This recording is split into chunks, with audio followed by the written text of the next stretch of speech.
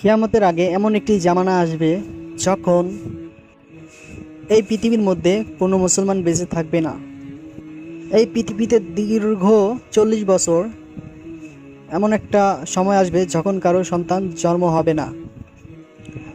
তো এই ভিডিওটি জানতে আমাদের আলোর পথ চ্যানেলটি সাবস্ক্রাইব করবেন এবং আমাদের সাথেই থাকবেন।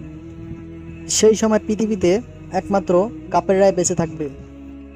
আল্লাহকে ডাকার মতন তখন পৃথিবীতে কেউ থাকবে না।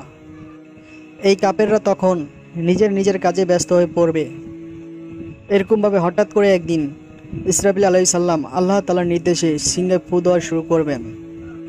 প্রথম এই আওয়াজের শব্দ কম হবে, ধীরে ধীরে এই আওয়াজ এত তীব্র হবে যে এত শক্তিশালী হবে যে মানুষের কান এবং দিল কলিজা ফেটে চিৎকার করে মানুষ মারা যাবে।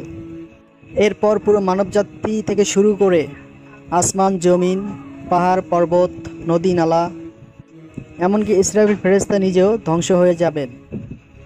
তখন পৃথিবীতে আল্লাহ সুবহানাহু ওয়া তাআলা ছাড়া আর কেউ বেঁচে থাকবে না।